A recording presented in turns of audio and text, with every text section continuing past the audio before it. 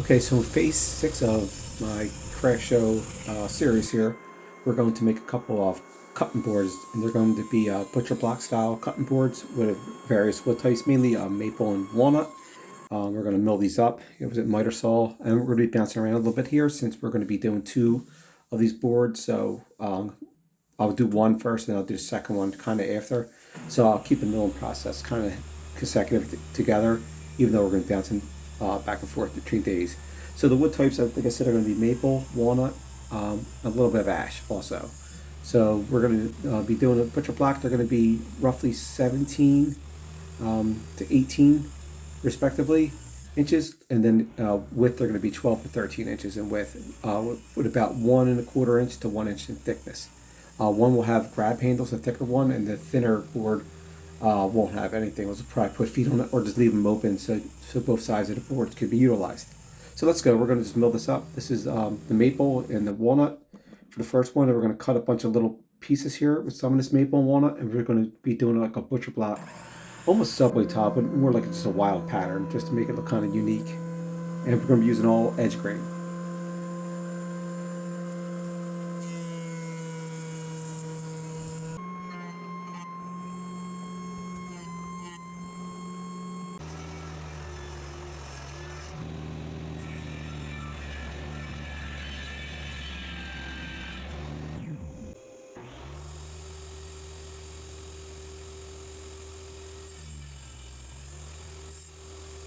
Like I said, I'm going to be bouncing around here a little bit between both boards, try to get the mill process kind of back to back with each other, even though I'm not going to show every single step. So, like I said, we're going to be using wood that is scrapped, leftover cut off. So, yes, I could probably go and buy some nicer wood, some nicer cherry, some more walnut, some purple heart, canary wood, etc. But this is stuff I just have left over, and that's what this is all about. To try to see if I can utilize all this leftover wood. So here we're just cutting up some ash. We're going to build this all up, same process. We're going to go through the miter saw, table saw, then the jointer and planer. But also we're going to go back to the miter saw to cut the final pieces since they're going to all have different patterns. So some will have some long pieces, some will have, say, 3 to 4 smaller pieces glued up end to end and also side to side, like how we're doing here. So it's going to be a little tricky. This takes a little longer. Not ideal in some aspects, but it's kind of cool looking when it's done. And I've done a couple of these in the past. And it's kind of the same concept of building a bigger cutting board. Typically, I would do more of a subway style, so it's a little more patterned. But this is going to be more just a wacky style. There's really no rhyme or reason. Just that I want the glue joints on the edges to have like a long board next to them, so that way they can kind of glue up like a subway tile.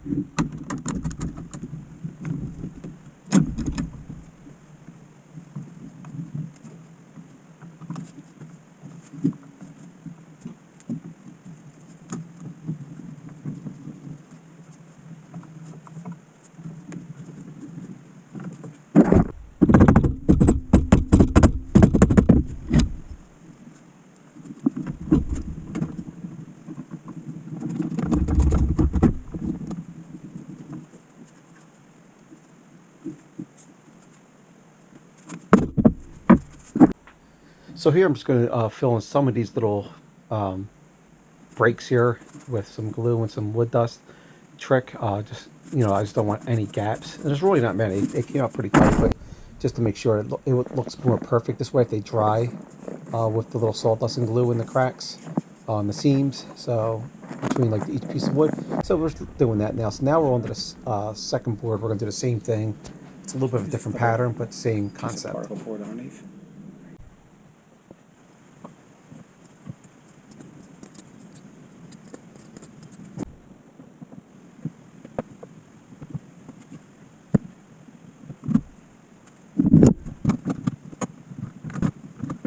I'm not sure if this is the best option, but I used a thin piece of paneling under each board as I was gluing up, so that way the smaller pieces wouldn't fall through the cracks of using the clamps.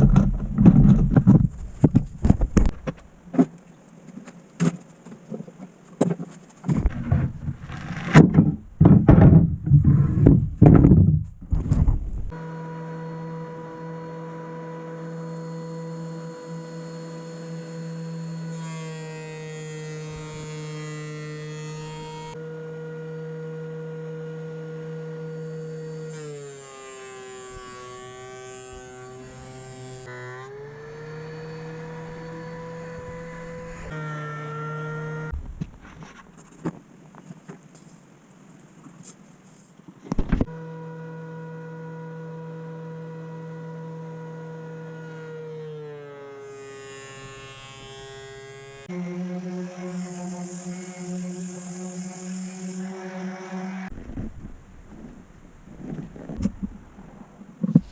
here I'm going to use the track saw to cut both of these boards to the final length. We're going to set up like a little square with the track, make sure everything's nice and straight and level, and then we'll measure out the final length of each board. Respectively, I think one came up like 7.5 or 17.5. Other one came up closer to 18 inches in length. And I kind of just went with what looked best with the pattern, and if any imperfections in the glue up, etc. So we're just going to cut these track saw. You can also use a table saw with a sled, or even use your miter saw, or even circular saw with a straight edge.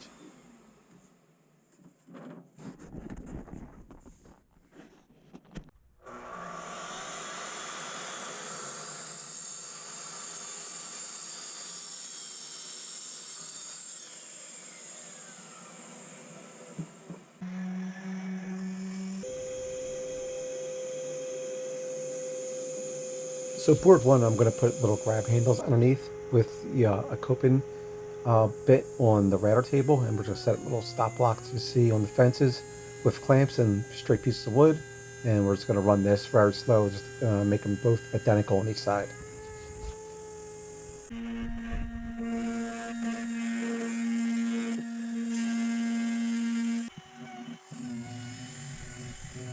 Now it's towards the end of the project for both of these boards. Now we're just going to do a lot of cleanup, a lot of sanding.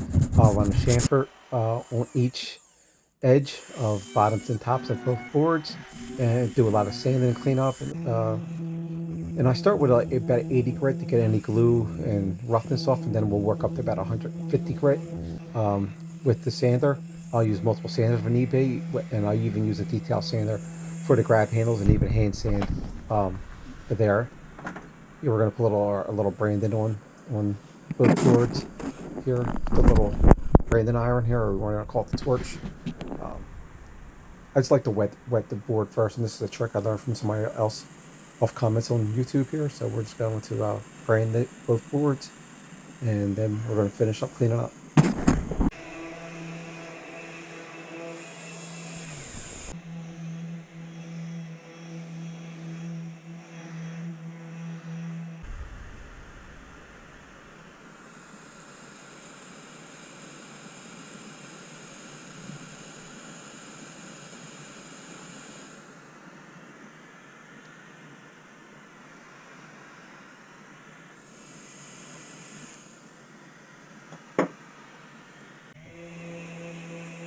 Okay, so most of my finishing process is, like I said, a lot of sanding, and we're also do some water pops, and then we will, for the finish, we're going to put some mineral oil on. Apply some mineral oil, and then at the end we'll put some of our board butter on, which is just mineral oil and beeswax that I cook up to my final finish, and we'll put about 1 or 2 coats of that on, and also I give a tin away to any client or customer that buys a board.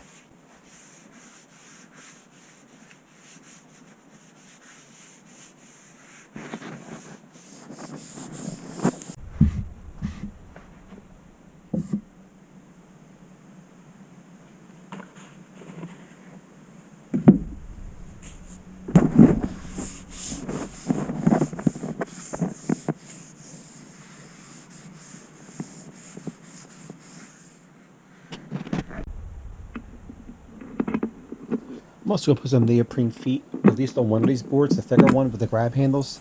The other one I was thinking about not putting feet on, because that way I could utilize both sides of the board, since it's a little thinner. But if I'll bring feet with me if somebody decides to buy it, and they ask me to, I'll put feet on site at the flea market, the craft show. I guess it is a flea market also.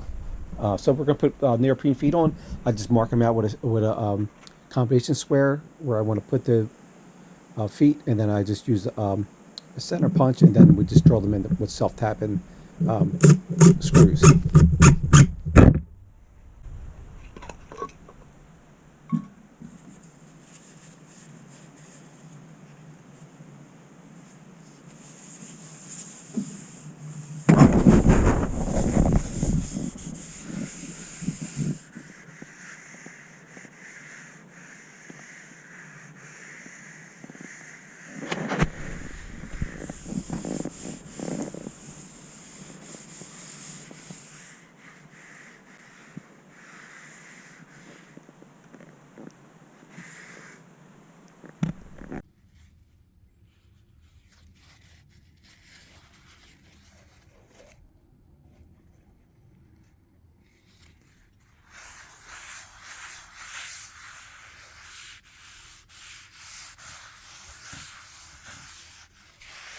Okay, so we're applying the board butter, and these boards are done. They came out very nice as far as I'm concerned. So we have two boards to add to our total product. One, hopefully, I will sell for 100.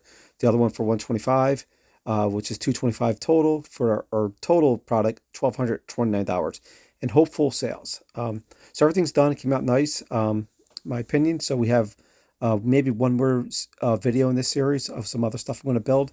Um, I'm not sure yet what I'm going to do or if I want to video it, but everything else came out nice. You have any questions? Let me know. Thanks for watching. Also, if you like, follow the first five videos in the series. There's actually six. One with a bench build.